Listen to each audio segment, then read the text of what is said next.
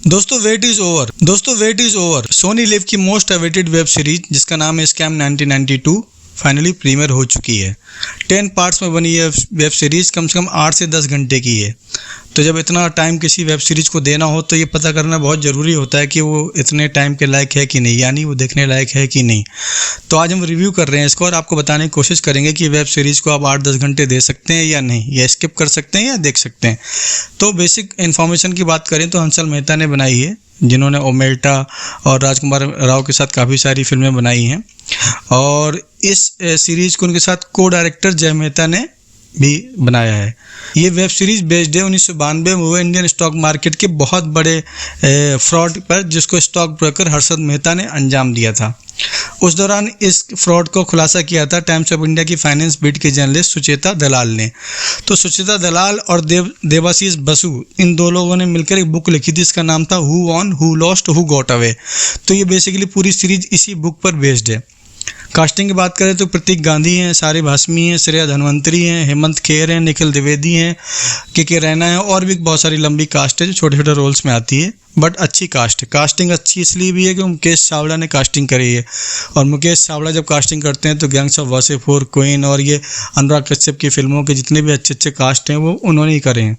तो कास्टिंग अच्छी है। सबसे बड़ी कास्टिंग का सरप्राइज तो ये प्रतीक गांधी जो गुजराती थिएटर और 1-2 हिंदी फिल्में कर चुके हैं, उनको लीड पे कास्ट करना, क्योंकि ये जो हर्षद मेहता किरदार है 90s का है और बहुत ही कॉमन मैन वाली फीलिंग देता है। तो आज के टाइम में जब इतना अल्ट्रा मॉडर्न और इतने एडवांस फैशन ड्राइव फिल्में बन रही हैं और एक्टर्स भी लुक को लेकर इतने ज़्यादा मॉडर्न अप्रोच रखते हैं, तो वैसे में कोई ऐसा चेहरा देखना जो कि बहुत ही कॉमन मैन का लुक देता हो, ये बड़ी मुश्किल कास्टिंग होती है। और प्रतीक गांधी तो मास्टर स्ट्रोक हैं। उन्होंने जो कैरेक्टर प्ले किया है तो आप भूल जाते हैं कि आप कोई डॉक्यू ड्रामा में रियल हर्षद मेहता को देख रहे हैं या फिर आप किसी एक्टर को देख रहे हैं जो रोल प्ले कर रहा है। तो कास्टिंग पॉइंट से पिक्चर बहुत परफेक्ट है।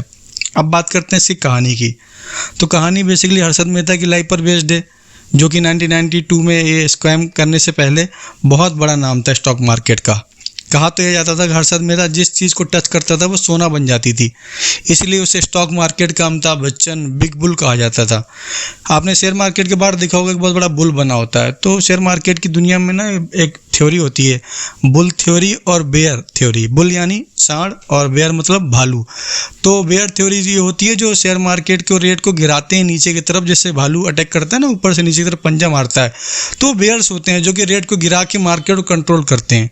और एक होते हैं बुल जो कि सिंग से उठा के किसी चीज़ को अटैक करते हैं ना, जैसे सांड किसी को सिंग से उठा के ऊपर उछाल देता है। तो जो बुल होते हैं स्टॉक ब्रोकर, वो किसी भी शेयर मार्केट की शेयर को ऊपर हवा में उछालते हैं, तो उनको बुल कहा जाता है।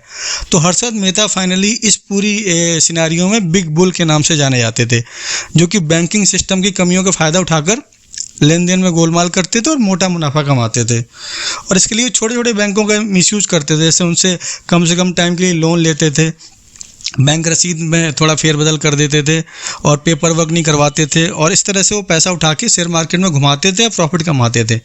जब तक प्रॉफिट कमा के दे रहे थे तब तक कोई बात नहीं थी, लेकिन जैसे ही आरबीआई ने उन चीज़ों को देखा और रेगुलेशन थोड़ी टाइट करी तो मालूम ये पड़ा कि फ़ायदा जब तक था ठीक है, फ़ायदा होने के बाद जब वो बैंकों के पैसा लौटा नहीं पाए तो उनकी पोल खुलनी शुरू हो गई। और रिपोर्टर तो ऑलरेडी एक जो आप सीरीज़ देखेंगे समझ जाएंगे किस तरह से इनके ऊपर इन्वेस्टिगेशन होती है, वो स्टोरी का पार्ट है, वो मैं यहाँ बात नहीं करूँगा, स्पॉयलर्स की कोई ज़रूरत नहीं है। तो बहरहाल जब हर्षद मेहता का घोटाला खुलता है तो शेयर बाज़ार के लिए रेगुलेटर की कमी महसूस की जाती है और इसके बाद ही मार्केट रेगुलेटर सेबी का गठन होता है। तो ये बेसिक कॉन्सेप्ट है। बट इस सीरीज़ देखेंगे आप तो आपको इसमें लगेगा कि ये सीरीज़ तो इन्होंने एक तरह से ऐसे बनाई जैसे नार्कोस बनाया था ना, क्राइम की दुनिया का मैक्सिको में, कि नार्कोस का कैसे उत्थान होता है, एक आम आदमी किस तरह धीरे धीरे सिस्टम के अंदर की पेचीदगियों का फ़ायदा उठाकर सिस्टम से खेल कर और लोगों को पैसा खिलाकर किस तरह एक बहुत बड़ा सरगना बन जाता है। तो ये अगर वो क्राइम की दुनिया का नार्कोस था तो इसको शेयर मार्केट यानी फाइनेंस कॉमर्स की दुनिया का नार्कोस कह सकते हैं। देसी स्टाइल में तो अमिताभ बच्चन कहते थे उसको। क्वालिटी ये है कि इसमें धीरे धीरे करके शेयर मार्केट की किस तरह से लाइफ होती है, किस तरह स्टॉक ब्रेकर आगे बढ़ते हैं, स्टॉक ब्रोकर क्या काम करते हैं, किस तरह से कमाते हैं, वो बारीकी समझाया गया। बहुत ज़्यादा बोझिल करने का तरीका नहीं अपनाया गया, लेकिन फिर भी जिन लोगों को ई कॉमर्स और ये फाइनेंस और सीए और शेयर मार्केट, सेंसेक्स, इन चीज़ों से थोड़ा सा एलर्जी होती है इन वर्ड से, तो उनको थोड़ा भारी लगेगी। तो बाकी अच्छी सीरीज़ है, एक बार देख सकते हैं, बट कुछ पार्ट्स में बोर करती है।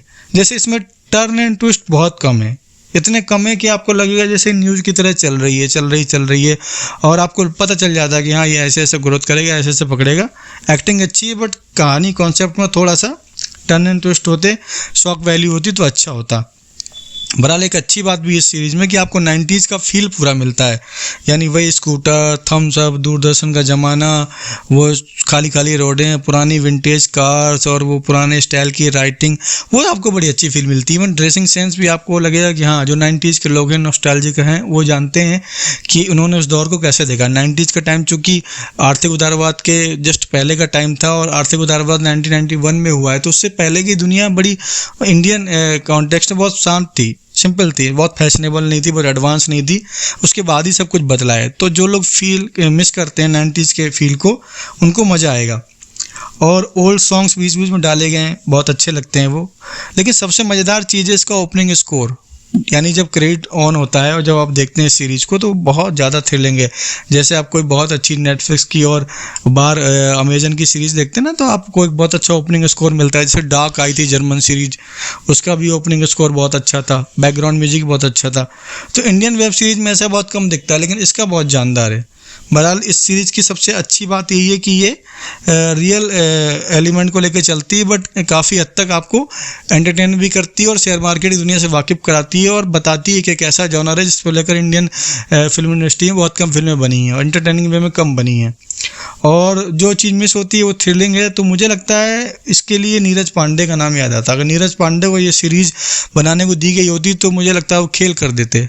स्पेशल 26 वाला आपको चार्म इसमें मिसिंग होता है कि फ्रॉड, इस तरह गवर्नमेंट के अंदर सिस्टम में घुस के फ्रॉड करना, उसके लिए नीरज पांडे का दिमाग बहुत अच्छा चलता है। डायलॉग्स बहुत अच्छे होते हैं, डायलॉग्स इसके भी अच्छे हैं और डायलॉग्स तो इस तरह के हैं कि आपको मज़े आएंगे कुछ में। बट ये सीरीज़ जिस तरह के 9-10 घंटे में खींची जाती है, उस लिहाज से उसको क्रिस्प करके 4-5 घंटे की बना देते तो मे भी और ज़्यादा इंप्रेसिव, इफेक्टिव हो जाती और आपको मज़ा भी आता। लेकिन थोड़ा सा प्रीची हो गई है। और कहानी के बारे में तो ज़्यादा बात नहीं करेंगे, स्पॉयलर्स हो जाएंगे। बट इतना कि अगर आप इसको देख रहे हैं और आपको लगता है कि आप थोड़ा सा पेशेंस रख सकते हैं तो इस वेब सीरीज़ को देखें। पेशेंस लेवल नहीं है, एंटरटेनमेंट वैल्यू बहुत चाहते हैं, शॉक्ड वैल्यू, सेक्स सीन्स और रोमांस और बहुत ज़्यादा आपको टर्न एंड ट्विस्ट चाहिए तो ये सीरीज़ आपके लिए नहीं है। बट अच्छी बात यह है कि सोनी लिव जिस तरह की ओरिजिनल सीरीज़ और डॉक्यूमेंट्रीज बना रहा है तो कहीं ना कहीं वो ग्रो कर रहा है कंटेंट के लेवल पे और ये ग्रोथ अच्छी है। तो एक चांस बनता है स्कैम 1992 को देखने का और ये भी देखने का किस तरह से इंडिया में संयोग। देखिए अभी नेटफ्लिक्स ने भी निकाली है बैड बॉय बिलियनियर्स, वो भी इंडियन बैड बॉयज़ के ऊपर है, ये भी इसी तरह की है। तो आप ये चीज़ देखेंगे आपको मज़ा आएगा और थोड़ा पेशेंस की ज़रूरत पड़ेगी। तो रिस्क है, देख लीजिए। बाकी देखने के बाद आपको कैसी लगी आप अपना फीडबैक दीजिए, कमेंट कीजिए, लाइक कीजिए। इस वीडियो में कोई आपको बात अच्छी या बुरी लगी उसके बारे में भी राय दीजिए। Thank you.